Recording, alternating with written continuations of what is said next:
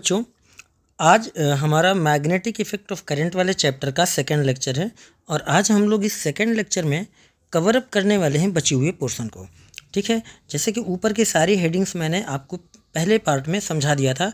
ये चैप्टर है magnetic effect of current. Part 1 में हमने आप लोगों को क्या होता है magnetic effect of current, magnetic field और मैग्नेटिक फील्ड लाइंस क्या होती हैं, इस बारे में हमने आपको बता दिया था।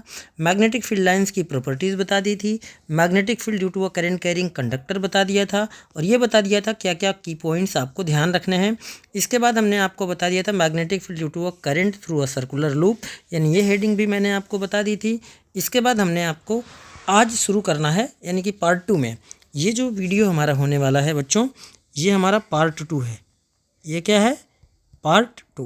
पार्ट 2 में आज हम लोग पढ़ने वाले हैं यहाँ से magnetic effect of current, magnetic field due to a current in a solenoid, कि करंट इन अ सोलेनॉइड की वजह से मैग्नेटिक फील्ड कैसा होता है या मैग्नेटिक फील्ड क्या होता है। ठीक है, ये समझेंगे कि magnetic field due to a current in solenoid. Actually में क्या हुआ कि जब इस तरीके से, यानी कि किस ये वायर्स आप देख रहे हो, ये वाला फिगर देखो, इस वाले फिगर को आप ध्यान से देखो, फिगर 12.11, कि अगर किसी कंडक्टिंग वायर को या कॉपर वायर को हम इस तरीके से स्प्रिंग जैसे शेप में लपेट दें और बैटरी कनेक्ट कर दें, की लगा दें, की को ऑन करें, तो हम क्या देखते हैं कि इसके सराउंडिंग में मैग्नेटिक फील्ड आ जाता है। दूसरी चीज़, अगर इसको भी अगर हम एक रस्सी बांध के फ्रीली सस्पेंड कराएं, जैसे मान लो कि हमने इसमें एक रस्सी ऐसे बांध लिया, ठीक है, इसको थोड़ा सा दूसरे कलर में हम लोग ले चलते हैं, हरा कर देते हैं। ठीक, कि इसमें हमने क्या कर दिया, ऐसे मान लो एक रस्सी बांध ली, रस्सी बांध के इसको अगर फ्रीली हम ऐसे सस्पेंड कराएंगे तो ये भी हमारा नॉर्थ साउथ डायरेक्शन में रुकेगा। कैसे रुकेगा? नॉर्थ साउथ डायरेक्शन में। बात है कि नॉर्थ साउथ डायरेक्शन में क्यों रुकता है? क्योंकि ये ऑलरेडी एक बार मैग्नेट की तरह काम करता है। कैसा? बार मैग्नेट की तरह। ठीक है, तो जब हम किसी कंडक्टिंग वायर को, ध्यान देना, कंडक्टिंग वायर को स्प्रिंग के जैसे शेप में, जैसे कि यहाँ पर आप देखो ऐसे ऐसे लपेटा गया है। ये कैसे लपेटा गया है बच्चों? ये ऐसे लपेटा गया है। ठीक है, इस तरीके से स्प्रिंग जैसे शेप में इसको लपेटा गया है। ठीक, समझ में आ रहा है? मान लो ये ऐसे, अब इसको लपेट दिया, तो ये करता क्या है, ये एक्चुअल में जब इसमें करंट पास कराते हैं तो ये बार मैग्नेट की तरह काम करने लगता है। और इस शेप को, जब स्प्रिंग जैसे शेप में कंडक्टिंग वायर को हम लपेट देते हैं, इसी को हम लोग कहते हैं सोलेनॉइड। क्या कहते हैं? सोलेनॉइड। तो ये आपको ध्यान देना है। यानी चलो कि a coil of many circular turns of insulated copper wire wrapped closely in the shape of cylinder is called solenoid. तो अगर पूछा जाए कि सोलेनॉइड क्या है, तो आप कॉइल होता है जिसमें मेनी सर्कुलर टर्न्स होते हैं बाई किसके? इंसुलेटेड कॉपर वायर के, wrapped closely in the shape of cylinder is called a solenoid, यानी एग्जैक्टली स्प्रिंग जैसे शेप में होते हैं। And the pattern of the magnetic field lines around a current carrying solenoid is shown. कहाँ पर? ये आपके सामने है, इस फिगर में आप देख सकते हो कि करंट कैरिंग सोलेनॉइड के लिए जो मैग्नेटिक फील्ड लाइंस का पैटर्न है वो बनाया गया है। यानी ये वाला एंड हमारा नॉर्थ पोल का काम कर रहा है और ये वाला एंड हमारा साउथ पोल का काम कर रहा है। मैं नॉर्थ पोल से मैग्नेटिक फील्ड लाइंस निकल रही हैं और साउथ पोल में आके एंटर हो रही हैं। ठीक है, अब आगे कि compare the pattern of the field with the magnetic field around a bar magnet, तो डू दे लुक सिमिलर। तो क्या ऐसा होता है? एग्जैक्टली सिमिलर होते हैं? तो इसमें जवाब भी दिया गया है, हाँ एग्जैक्टली सिमिलर होते हैं, they are similar. In fact, one end of the solenoid behave as a magnetic north pole while the other behave as the south pole, and the field line inside the solenoid are in the form of parallel straight line. याद रखना, ये सवाल पूछा जाता है, ये यहाँ से ये याद रखना कि the field lines inside the solenoid are in the form of parallel straight line. आप इस फिगर को ध्यान से देखोगे तो ये जो काली वाली, ये जो लाइंस आप जाती हुई देख रहे हो, ये जो लाइंस ये है, ये है, ये जब अंदर देखोगे यहाँ पर तो आपको एग्जैक्टली कैसे दिखाई देंगी? पैरेलल दिखाई देंगी। देखो जितनी भी हैं, ये वाली लाइन भी देख लो, ये वाली लाइन भी देख लो, ये सब जो भी सोलेनॉइड के अंदर है, ये सब देखो फील्ड लाइन्स ऐसे जा रही हैं, ये जा रही हैं, ये सब अंदर कैसी हैं? एक दूसरे के पैरेलल हैं, एक दूसरे के पैरेलल हैं, कि नहीं? तो ये आपको ध्यान रखना है। ठीक, ये सवाल पूछा जाता है। This indicate that the magnetic field is same at all points inside the solenoid. ये दूसरा भी इंपॉर्टेंट लाइन है कि ये पैरेलल अगर फील्ड लाइन्स है तो ये इंडिकेट करता है, क्या इंडिकेट करता है बच्चों? Indicates that the magnetic field is same at all point inside the solenoid. ये चीज़ आपको याद रखना है। That is the field is uniform inside the solenoid. तो सोलेनॉइड के अंदर की जो फील्ड होती है वो यूनिफॉर्म होती है, यानी यहाँ से लेके यहाँ तक की सारी बातें आपको याद रखनी है अपने दिमाग में। अब आगे अगला पॉइंट क्या है कि a strong magnetic field produced inside a solenoid can B used to magnetize a piece of magnetic material like soft iron when placed inside the coil, and the magnet so formed is called an electromagnet. अब इन्होंने यहाँ पर electromagnet की भी बात कर दी। किसकी बात कर दी बच्चों? इलेक्ट्रोमैग्नेट की। इन्होंने कहा कि एक स्ट्रॉन्ग मैग्नेटिक फील्ड प्रोड्यूस किया जाता है inside a solenoid can be use to magnetise a piece of magnetic material like soft iron. यानी कि जैसे यहाँ पर देख सकते हो ये जो मटेरियल है ये सॉफ्ट आयरन है। अगर सॉफ्ट आयरन को बीच में डाल दिया जाए एज ए कोर मटेरियल और उसके ऊपर कॉपर वायर को रैप अप कर दिया जाए in the form of concentrics, in the form of circles या स्प्रिंग लाइक शेप में, और उसमें करंट फ्लो करा दिया जाए, तो ये बन जाता है क्या? इलेक्ट्रोमैग्नेट। क्या बन जाता है? इलेक्ट्रोमैग्नेट। तो ये आपको याद रखना है। अगर सवाल आता है कि क्या current carrying solenoid is similar to bar magnet, तो आप लिखेंगे yes it's a similar to bar magnet because its magnetic field pattern is similar to the bar magnet. आगे क्वेश्चन आ भी गया हमारे सामने कि consider a circular loop of wire lying in the plane of the table. कि consider a circular loop of wire lying in the plane of table, let the current pass through the loop clockwise direction. यानी कि plane of table है ऐसे हमने मान लिया, ठीक है। क्लॉकवाइज डायरेक्शन में, इस डायरेक्शन में इस तरीके से कुछ हमारा करंट फ्लो हो रहा है। Apply the right hand rule to find out the direction of magnetic field inside and outside the loop. Inside and outside the loop. तो इनसाइड और आउटसाइड द लूप की अगर हम बात करें क्लॉकवाइज डायरेक्शन में है, तो जो सेंटर पर हमारा मैग्नेटिक फील्ड होगा बेटा वो एग्जैक्टली स्ट्रेट होगा। कैसा होगा? स्ट्रेट। तो राइट हैंड हम रूल जब हम अप्लाई करेंगे तो यहाँ पर जो मैग्नेटिक फील्ड सेंटर पर मिलेगा वो एग्जैक्टली इनवर्ड मिलेगा। कैसा मिलेगा? प्लेन ऑफ पेपर के इनवर्ड।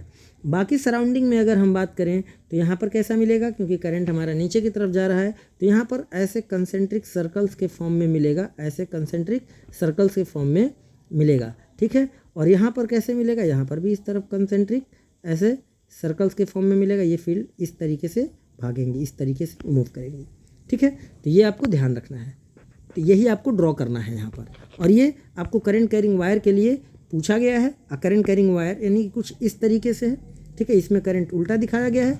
आपको क्या लेना है कि इसमें करंट आपको इस डायरेक्शन में लेना है। किस डायरेक्शन में? इस डायरेक्शन में करंट लेना है। तो ये जो एरो हैं ये सब मैग्नेटिक फील्ड की, ये ऑटोमेटिकली रिवर्स हो जाएंगी, अपोजिट डायरेक्शन में हो जाएंगी। क्लियर? तो ये चीज़ आपको ड्रॉ करना है यहाँ पर। आगे पूछा है, अगला सवाल है कि the magnetic field in a given region is uniform. कि क्या मैग्नेटिक फील्ड उस रीजन में यूनिफॉर्म होता है? Draw a diagram to represent it. तो बेटा इसके अंदर की अगर हम बात करें तो मैग्नेटिक फील्ड हमारा यूनिफॉर्म नहीं होता है। जैसे आप देख लो तो इसके अंदर मैग्नेटिक फील्ड अगर एग्जैक्टली यहाँ पर देखोगे तो ये वाले पोर्शन में एग्जैक्टली ये चीज़ आपको पैरेलल मिलेंगी इंटीरियर में, इस तरीके से। तो इंटीरियर में हम कहेंगे कि इनसाइड तो यूनिफॉर्म होता है लेकिन आउटसाइड हमारा यूनिफॉर्म नहीं होता है। ये बात आपको याद रखना है। इनसाइड यूनिफॉर्म होता है बट आउटसाइड यूनिफॉर्म नहीं होता है, ठीक है। ये आपको याद रखना है। अब आगे बढ़ा जाए तो ये 2 सवाल हमारे हो गए। अब आगे बढ़ते हैं। तीसरा सवाल हमारे सामने दिया है कि choose the correct option. The magnetic field inside a long straight solenoid carrying current is. Long straight current carrying solenoid की बात कर रहा है, अब मैग्नेटिक फील्ड इनसाइड की बात हो रहा है, तो हम क्या लिखेंगे? Is the same at all point. अब बात है कि कहाँ इसका आंसर है, हमने अभी तो दिखाया ये चीज़, ठीक है। यहाँ पर अभी तो दिखाया कि सोलेनॉइड, यहाँ पर देखो the field lines inside the solenoid are in the form of the field lines inside the solenoid are in the form of parallel straight line. This indicate that the magnetic field is same at all points inside the solenoid, that is the field is uniform inside the solenoid, ठीक है। तो इसलिए हम ये answer करेंगे।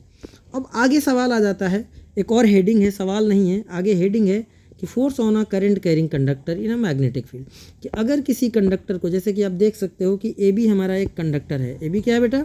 ये जो देख रहे हो ये हमारा एक कंडक्टर है, ये ए और बी। ये जो बार रोड आप देख रहे हो ये पूरा, ये बार रोड हमारा क्या है? ये बार रोड जो आप ऐसे देख रहे हो, ये बार रोड हमारा एक रोड जो है ये एक तरीके का कंडक्टर है। इसमें करंट पास हो रहा है बी टू ए। किधर? बी टू ए। देखो करंट यहाँ से ऐसे जा रहा है, ठीक, और एक ए की तरफ से आके एक एंड से ऐसे निकल के चला जा रहा है। और ये जो ए बी पोर्शन है ये एक मैग्नेटिक फील्ड में रखा है, और ये जो मैग्नेट का शेप है इसको हॉर्स शू मैग्नेट बोलते हैं। क्या बोलते हैं बेटा? हॉर्स शू मैग्नेट, इसको हॉर्स शू मैग्नेट बोलते हैं। तो हॉर्स शू मैग्नेट रखा हुआ है, मैग्नेटिक फील्ड। तो इस मैग्नेटिक फील्ड में अगर हम एक करंट कैरिंग कंडक्टर को रखते हैं तो इस कंडक्टर के ऊपर फोर्स लगता है जिसे मैग्नेटिक फोर्स कहेंगे। ठीक है, तो ये मैग्नेटिक फोर्स का डायरेक्शन कैसे निकालना है, क्या है, ये सब हम आपको एक एक करके बताएंगे। ठीक है, तो ध्यान से देखना है बच्चों अब इसमें कि इसको सबसे पहले किसने ऑब्जर्व किया था, क्या किया था, सब हम आपको बताएंगे एक एक लाइन। तो we have learn that electric current flowing through a conductor produces magnetic field. ये बात किसने बताई? ऑस्टेड एक्सपेरिमेंट से पता चला, ऑस्टेड एक्सपेरिमेंट से। आगे की कहानी कि the field is so produced exert a force on a magnet placed in the vicinity of the conductor. ठीक है, कि अगर कंडक्टर किसी magnetic field, the field is so produced exert a force on a magnet placed in a vicinity of the conductor, कि अगर conductor की vicinity में या उसके चारों तरफ अगर हम मैग्नेट रखते हैं तो फोर्स लगता है। अब इस बारे में किसने बताया था? French scientist Andre Marie Ampere suggested that the magnet must also exert an equal and opposite force on the current carrying conductor, and the force due to magnetic field acting on a current carrying conductor can be demonstrated through the following activity. इस चीज़ को एक following activity यानी इस activity से पूरा समझाया गया है कि अगर हम एक मैग्नेट ले लें, उसके अंदर एक करंट कैरिंग कंडक्टर रख लें, ठीक है ना, मैग्नेट की विसिनिटी में हमने करंट कैरिंग कंडक्टर को डाल दिया, तो हम क्या फील करते हैं कि ये कंडक्टर हमारा मूव करता है। अब जैसे यहाँ पर दिखाया गया एरो इस डायरेक्शन में बनाया है, यानी कंडक्टर इस डायरेक्शन में मूव कर रहा है। क्यों?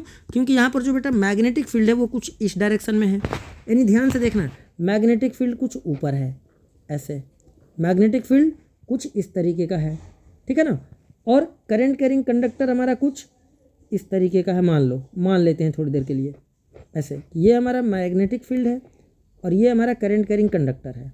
ठीक, ये एंड मान लो बी है, ये एंड मान लो ए है। ठीक, तो जब हम इसमें पूरा बाकायदा देखते हैं, फील करते हैं कि इस कंडक्टर क्या होता है कंडक्टर के साथ, तो कंडक्टर के साथ बेटा ये होता है, ये कंडक्टर हमारा बी से ए की तरफ हमारा करंट जा रहा है, ध्यान देना, इधर से किधर, बी से ए की तरफ हमारा करंट जा रहा है। तो फील ऐसा होता है कि ये जो कंडक्टर है हमारा, ये इनवर्ड यानी नीचे की तरफ मूव कर रहा है। इनवर्ड मैं बता रहा हूँ, इनवर्ड मूव कर रहा है। तो इनवर्ड मूव इसलिए कर रहा होगा क्योंकि इस डायरेक्शन में फोर्स लग रहा होगा। ठीक है ना, बात समझ में? तो इसी चीज़ को समझाया गया है यहाँ पर। जब पढ़ोगे तो पढ़ना नहीं है, अब हमारे साथ जितना हम कहेंगे उतना ही, कि a current carrying rod A B experiences a force perpendicular to its length and the magnetic field. जो फोर्स लग रहा है वो परपेंडिकुलर दोनों के है, लेंथ के भी perpendicular to its length and magnetic field. कौन? जो फोर्स लग रहा है, फोर्स जो लग रहा है, जो हमारा करंट कैरिंग कंडक्टर है ए बी है, experience of force perpendicular to its length and magnetic field. ठीक है, अब इस चीज़ को आगे हम पढ़ते हैं और आगे समझते हैं बहुत अच्छे से, कि अगर आगे कहानी है इसमें कि the displacement of the rod in the above activity suggest that, क्योंकि रॉड हमारा मूव करता है अपने आप, तो इसका मतलब कि displacement of the rod in the above activity suggested that कि a force is exerted on current carrying aluminium rod when it is placed in a magnetic field. It also suggests that the direction of force is also reversed when the direction of current through the conductor is reversed।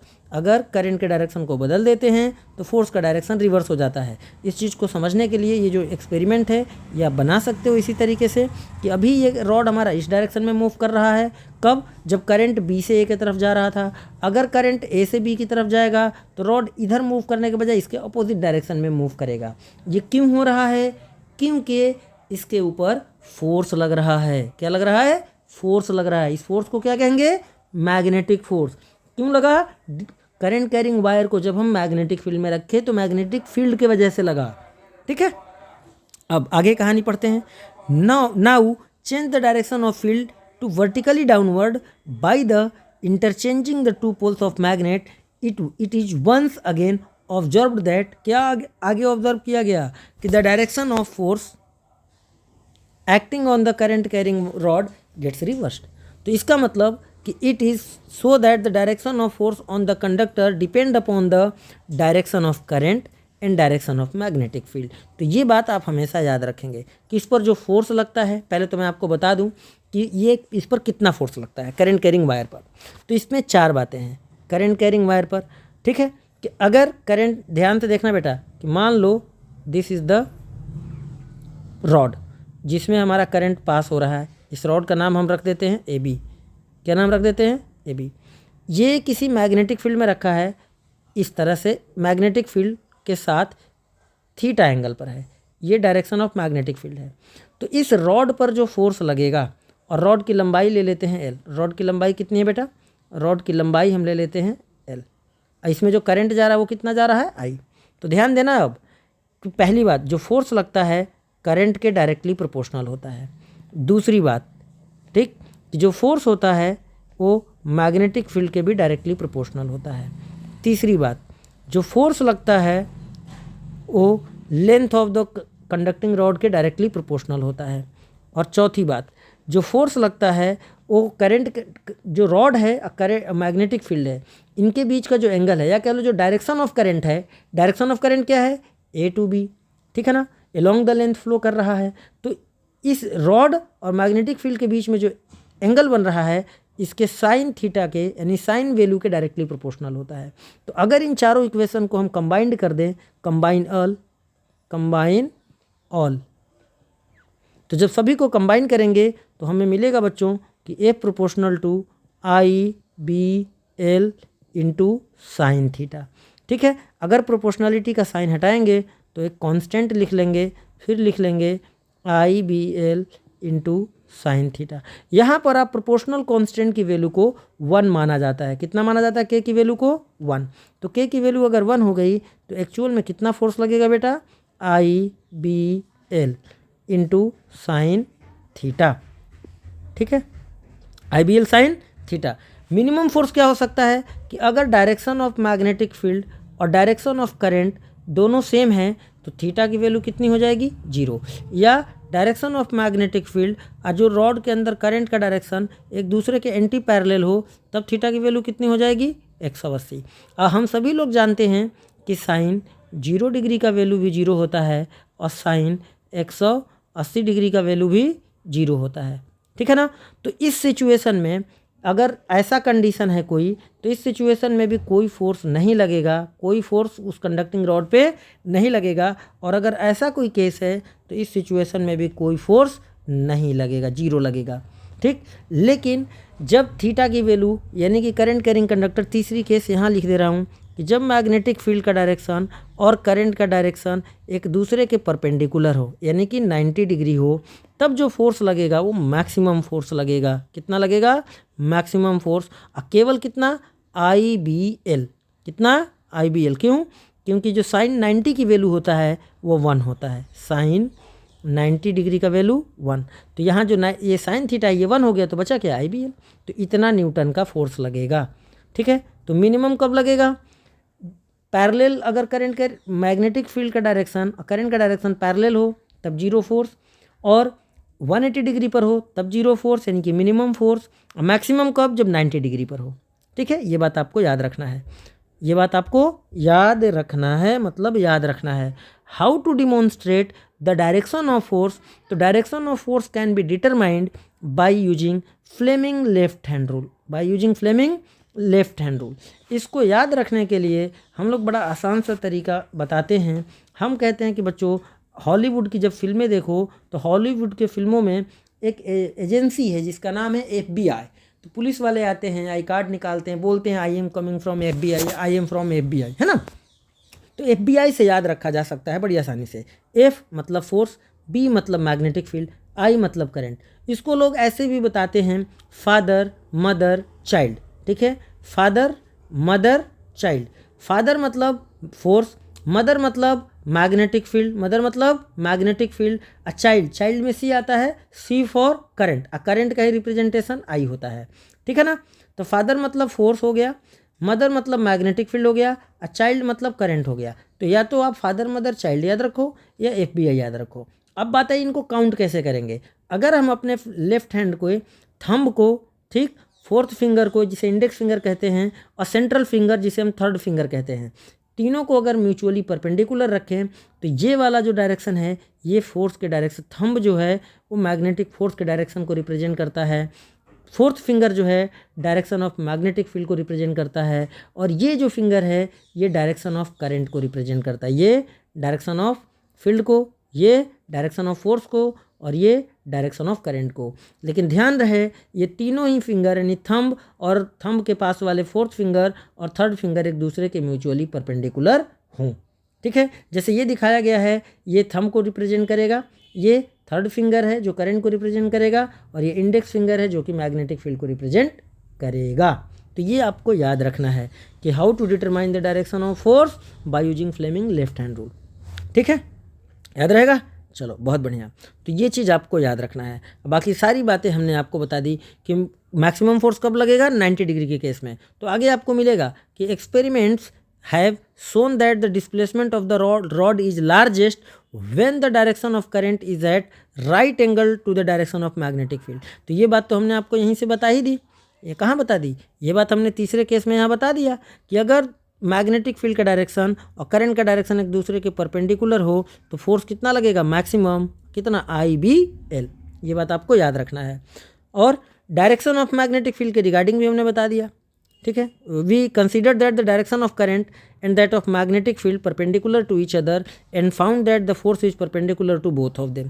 तो ये बात भी आपको याद रखना है कि what we consider that, कि एक्टिविटी में ये बात पता चली कि direction of current and that of magnetic field perpendicular to each other and found that the force is perpendicular to both of them, कि फोर्स जो है दोनों के ही परपेंडिकुलर हैं। ठीक है, बात समझ में आई, कोई दिक्कत वाली बात नहीं है। How to determine the directions, तो by using Fleming left hand rule. Fleming left hand rule क्या कहता है, ये इंपॉर्टेंट है जिसे आपको याद रखना है। फ्लेमिंग लेफ्ट हैंड रूल को क्या है कि according to this rule stretch the thumb, fore finger and middle finger of our left hand such that कि दे आर म्यूचुअली परपेंडिकुलर तो if the first finger point in the direction of magnetic field and second finger in the direction of current, then the thumb will point in the direction of motion or the force acting on the conductor, direction of motion or force of acting on the conductor। तो ये Fleming left hand rule है। इस rule को आपको यहाँ से लेके यहाँ तक याद रखना पड़ेगा और ये डायग्राम आपको याद रखना पड़ेगा। अब आगे बात करते हैं कि जैसे यहाँ पर आगे एक दो और स्टोरी भी है कि devices use the current carrying conductor and magnetic fields include electric motor, electric generator, loudspeaker, microphones and measuring instrument, जो इस कॉन्सेप्ट पर बेस्ड है। इस चीज़ को भी आपको ध्यान रखना है। अब आगे बढ़ते हैं इसी सीक्वेंस में। एक सवाल दिया है कि an electron enter a magnetic field at right angle to it as shown. तो एक चीज़ आप थोड़ा सा अपने दिमाग में स्टोर करना बेटा, क्या याद रखना कि अगर करंट का डायरेक्शन ये है, ठीक है, थर्ड फिंगर रिप्रेजेंट करता है, तो अगर कभी चार्ज के सेंस में सवाल पूछ लिया कि चार्ज मैग्नेटिक फील्ड में इंटर कर रहा है, तो सेम फार्मूला, ये जो फार्मूला हमने F बराबर IBL साइन थीटा बताया है, चार्ज के लिए भी ऐसा ही होता है कि F बराबर करंट की जगह Q आ जाएगा, लेंथ की जगह VQVB साइन थीटा बनता है। क्या बनता है बेटा, ये फार्मूला F बराबर QVB साइन थीटा हो जाता है चार्ज के लिए। तो चार्ज अगर कभी मैग्नेटिक फील्ड में इंटर करेगा तो उस पर भी फोर्स लगेगा। ठीक है, ध्यान रखना है। बताइए कैसे, ये भी मैं देखो समझाई दे रहा हूँ यहाँ पर। F बराबर हमने आपको क्या बताया, IBL इंटू साइन थीटा। अब चूंकि आपको पता है कि करंट बराबर होता है बेटा Q/T, तो अगर करंट की जगह मैं रख दूँ Q/T into BL sine theta, थोड़ा सा इसको अरेंज कर लूँ। मैंने Q लिखा, L को पहले कर दिया, B को बाद में, और L के बटे में केवल T को लिख दिया, और उसके बाद B इंटू साइन थीटा। तो क्या लेंथ को, करंट कैरिंग कंडक्टर का जो लेंथ है उसको मैं डिस्टेंस की तरह मान लूँ और टाइम को टाइम की तरह ही रहने दूँ।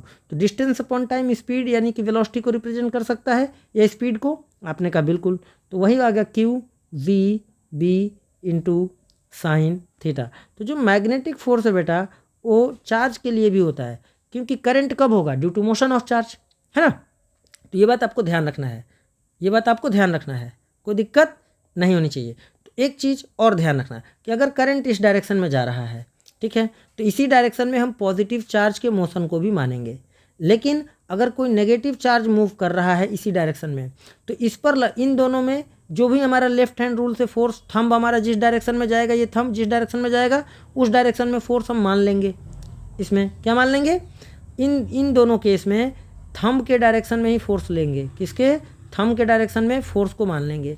लेकिन अगर नेगेटिव चार्ज मूव कर रहा हो और हम अपने थर्ड फिंगर को इसी के तरफ, इसके मोशन के तरफ रख दें, तो थंब के उल्टा जो होगा, अपोजिट एग्जैक्टली, अगर थंब बाहर की ओर है तो अंदर की ओर फोर्स लगेगा, थंब राइट साइड में है तो लेफ्ट साइड में फोर्स लगेगा, ठीक है, थंब अपवर्ड है तो इनवर्ड फोर्स लगेगा।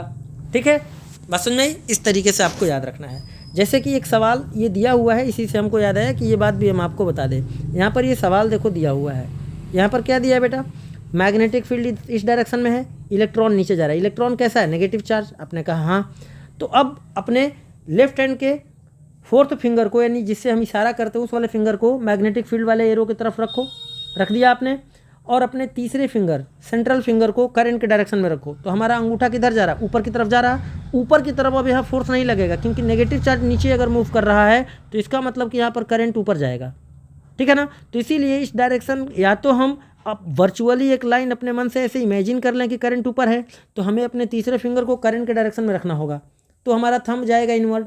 या फिर हम हमेशा क्या करें कि अगर नेगेटिव चार्ज दिया है तो नेगेटिव चार्ज के डायरेक्शन में तीसरे फिंगर को रखें, लेकिन थंब के उल्टे में फिर हम फोर्स बताएं।